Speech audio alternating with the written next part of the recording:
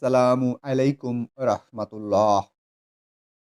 আমি তো এর পূর্বে ইব্রাহিম আলাইহিসসালামকে সৎ পথের জ্ঞান দিয়েছিলাম এবং আমি তার সম্বন্ধে ছিলাম সামুখ্য অবগত।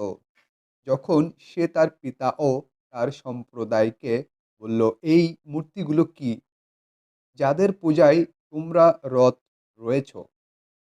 তারা বলল, আমরা আমাদের পিতৃপুরুষদেরকে এদের পূজা করতে দেখেছি।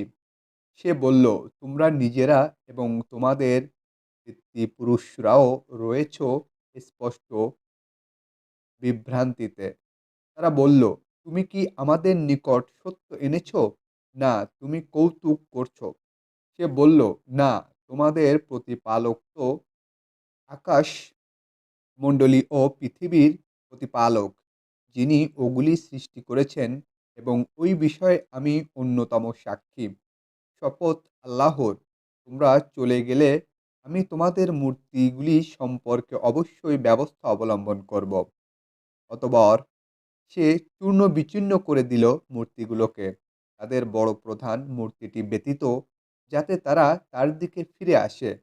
তারা বলল, আমাদের উপাস্যগুলির প্রতি এরূপ করল কে? সে নিশ্চয়ই সীমা লঙ্ঘনকারী।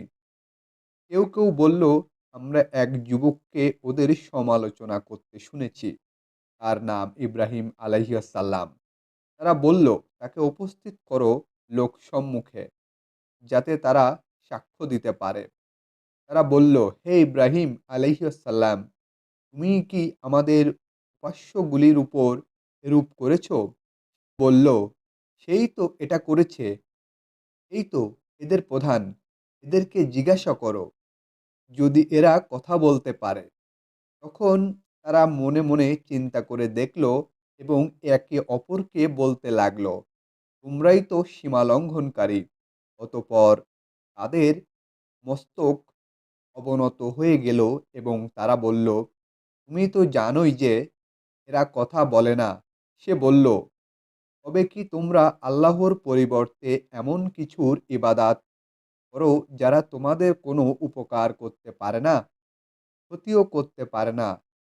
ঠিক তোমাদেরকে এবং আল্লাহর পরিবর্তে তোমরা যাদের ইবাদাত করো তাদেরকে।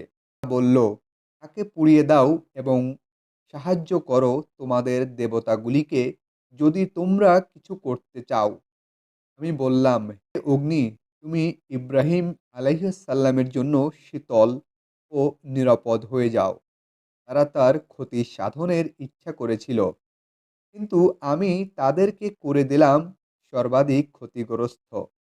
আর আমি তাকে, লুতকে আলাইহিসসালাম, উদ্ধার করে নিয়ে গেলাম সেই দেশ সিরিয়ায়, যেথায় আমি কল্যাণ রেখেছি বিশ্বনবীর জন্য।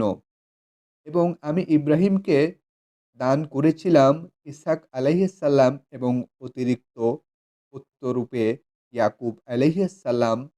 আর আমি প্রত্যেককেই করেছিলাম সৎকর্মপরায়ণ, আর আমি তাদেরকে করেছিলাম নেতা। তারা আমার নির্দেশ অনুসারে মানুষকে পথ প্রদর্শন করত। তাদের কাছে আমি ওহী প্রেরণ করেছিলাম সৎকর্ম করতে, নামাজ কায়েম করতে এবং জাকাত প্রদান করতে। তারা আমারই ইবাদাত করত। সূরা আম্বিয়া আয়াত ৫১ থেকে ৭৩।